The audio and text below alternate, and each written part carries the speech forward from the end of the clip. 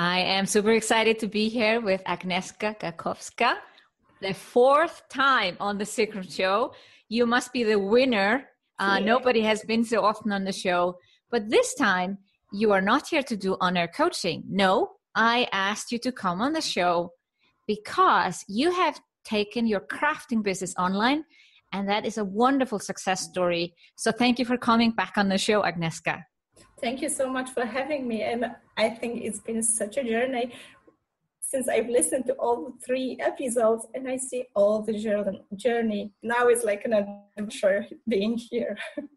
Yes, now you are my guest speakers because I asked you to come on the show to share your story. There are too many people who think you need to be a business coach in order to build an online business. And I am on a mission to dispel that myth. And I've actually been interviewing several other people on the show in the recent days that also are not a business coach and have a successful online business. But your business is a little bit different. And that's why I was so curious to find out more and share this with my audience. So give us a little bit of a background. What were you doing before you started your online business journey? What is your background, education, and then we can go into talking about your passion that you took online. Of course.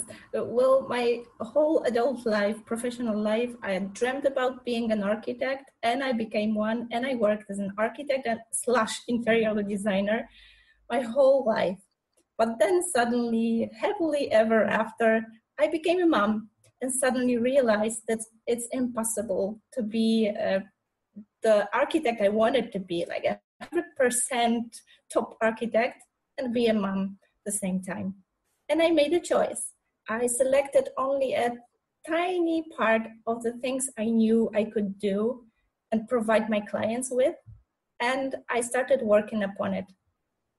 Being a mom led me to coming back to all the things I loved when I was young, that led me to architecture, all the craftsmen, all the painting, all the sculpting, all crocheting, knitting, and all the stuff.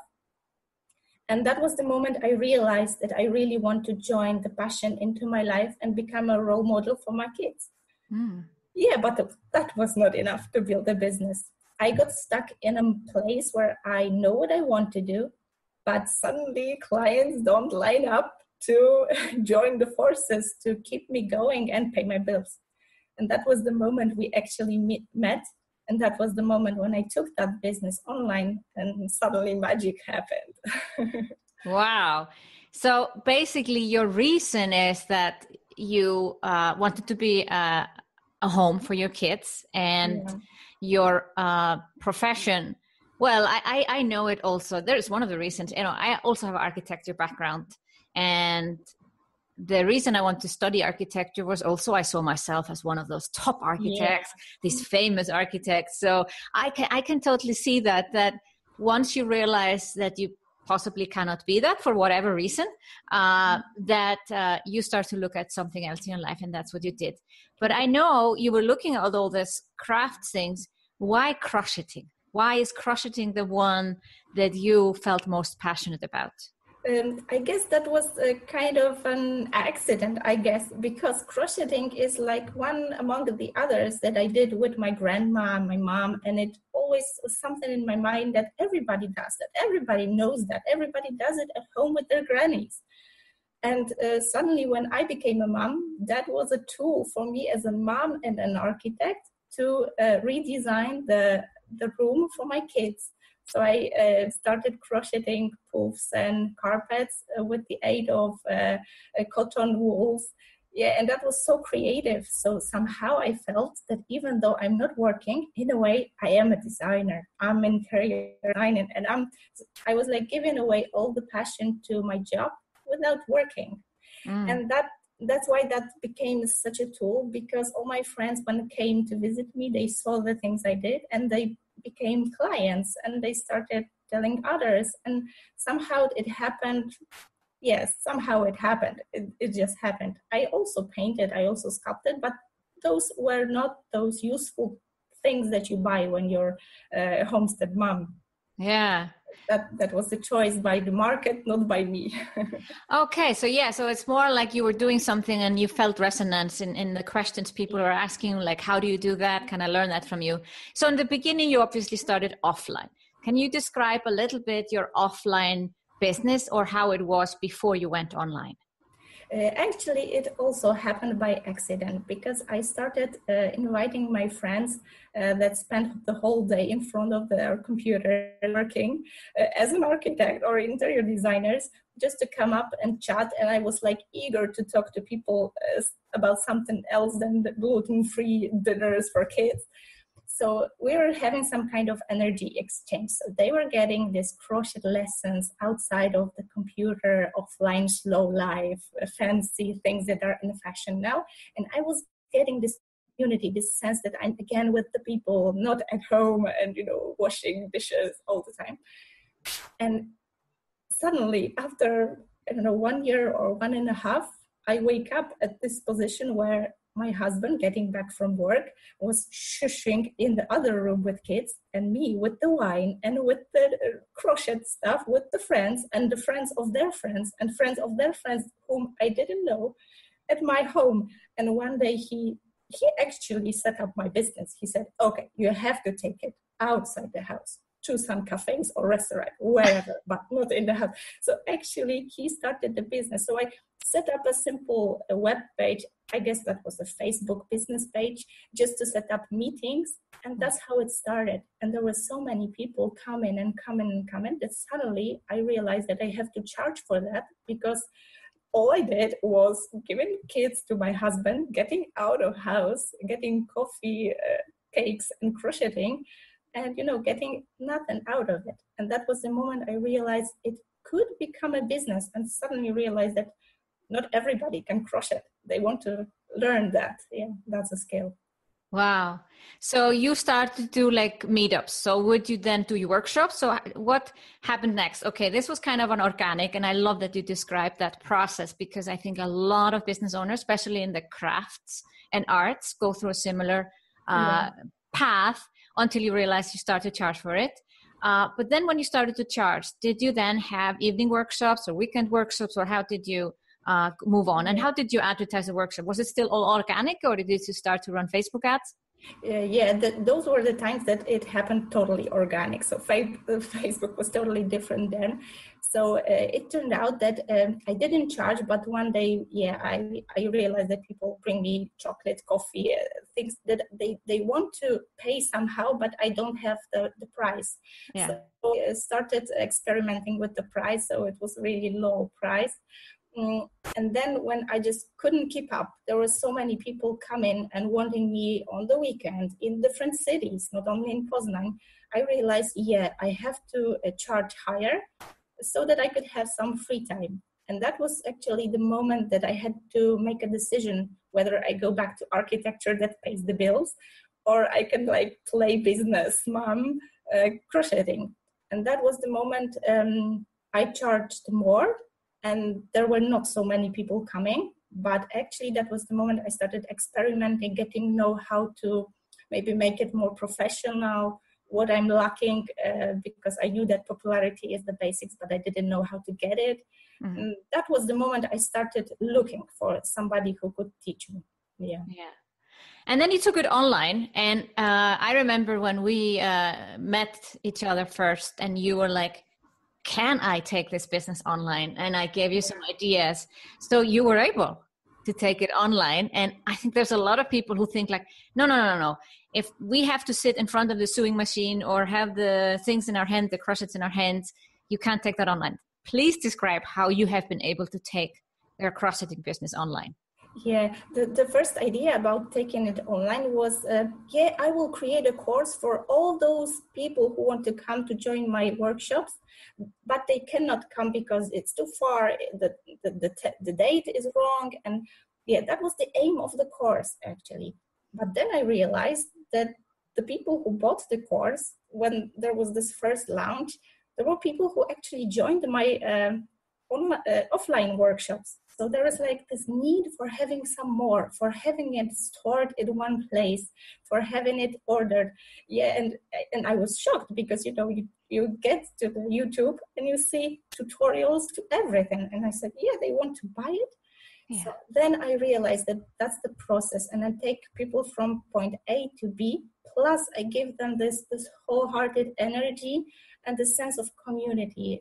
Magic happens in the groups for a crochet online course. There were even some women who shared their stories about her cancer and things like, I still have goosebumps when I think about it. So that was this strong sense of community, because people not only joined those videos, but also did something with their hands, and they could like boast about the success. So that was like this proof of their success, because when you have this coaching journey, you have it like somehow in your mind. And when you finished our course, you suddenly have this handmade stuff in your hand. So it was like the proof that you can make it. And there was, again, this proof that, if you can do that, why can't you do this and that and that? And there were another levels. So now I have people who started the course with me, and they're so independent that they actually sell their things, and they are way further in their skills than I am. So that's the best reward for the course. That is the best reward. When we see someone being successful and even more successful than ourselves, wow, that is really a sign of you being a good teacher and coach. So how do you teach it? You say, yes, you've built a community, and I totally get that. It becomes more like a sisterhood, and the crocheting is just a means to get people together, but you build something much bigger that helps women have self-confidence and create something with their hands and maybe being even more happier in their lives. But is it an online course they're buying, or are they buying a membership site, or how do you have your products set up currently? So for now, it all started with one course, but by doing that, I made the best proof that you can do business with things like that. And I have to admit that the price is really low, so I have to have a lot of courses just to pay the bills. Yeah. And that was one moment that I realized that those who did the course, they are not actually my next step clients. So in a way, I don't have nothing more for them. They are finished. Mm. And that was the moment when I actually continued my offline workshops. And people who joined, they were mainly women, but they were mainly craftsmen. They were coming to crochet workshops, but they were sewing, they were doing things with felt, with painting, with sculpting, all the other craftsmen, like branches, so to say. Yeah. And there was this one moment when actually we had this on our coaching, and I was thinking about masterminding with them. And during one of those masterminds, we said, okay, so if we had crochet course, why don't we have macrame course and other courses? And that was like this moment, okay, so I don't have to do all those courses and become, the person who knows all the branches of handmade craft. Yeah, I can have a team and we can do it together. And that was this idea of creating a team so that we could have many online courses for other branches of handmade. Mm-hmm. But another step in this journey would be to take those artists one step further in being entrepreneur, because many of them, they just do it as a hobby, as a side thing. Yeah. Apart from their day job, they're like, it won't pay the bills. Yeah. And in a way, that was the moment I realized, when we do this together, we not only build a great community, a great team that we could support each other in this mastermind kind of way, but also we can become successful entrepreneurs. And suddenly all the commercials are easier, all the promotion is easy. So we're in a way not competing, but we're creating something all together. And now, I'm in the process of experimenting with this thing, but I already see that we became some kind of maybe not coaches, but people who could teach how to do business, but business with the craftsmen, with handmade stuff, because it's not only creating things that you could sell, as I thought at the beginning, that I would buy them to decorate houses as an architect, There are so many ways, not only online. It could be teaching, it could be creating craft, it could be teaching how to create that and exchanging knowledge. So suddenly all those possibilities opened, and it also changed my business. So basically you have created, if I compare it to, there's this website, lynda.com, where you come and you can learn all about like technical, digital, online courses. You do not get a community or coaching, but you get like insights into Photoshop and Lightroom and all those things. So basically it sounds like what you've created is a platform where I can choose from a lot of different courses. And as we know in your business and also in the region you are in the world, the prices are not going to be high for those courses. And generally, if I want to learn crocheting, I'm going to pay something for it, of course, but it's not going to be same as a business education. Exactly. So you need a lot of traffic, but you get that traffic because you have so many other options and not just crocheting. I think that is the pivoting point that you've had in your business, that, hey, I can have other courses and I can work with these people, but you are the leader because you have already gone the way. You are 2-3 steps ahead of them and they do not have the same knowledge as you.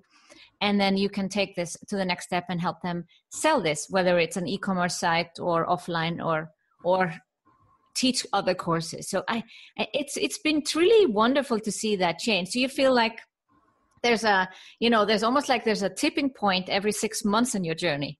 Yeah, it is. And suddenly I feel this responsibility, because at the beginning that was only about me, and now it's about the team. And somehow I feel it's way easier because we created macrame course in summer school. It was 6 weeks and it's a great success.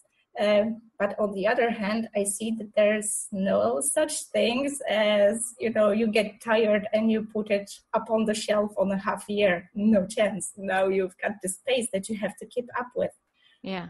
Yeah. So there are so many downsides, but there are so many upsides that it keeps you going. Now when it started, I feel that's like the journey of my life and I won't stop. So it's like being on a mission now. Yeah, it must be connected to your why. Why are you doing all of this? Yeah, I feel that I am a role model to my kids now. I grew up in a house where both my mom and my dad were solopreneurs, and I saw the ups and the downs and the downfalls, like financial downfalls that were really down. But I also see the upping of their egos and growing as people. And when I was an architect, I was really satisfied with, for a woman saying to a man, yeah, you have to do that because I know the better. That was the best reward ever. Plus the financial benefits were great. But there was this moment when I became mom. I said, okay, I don't grow as a person at all. And suddenly money were not the tool to things that I want to do or show or teach to my kids.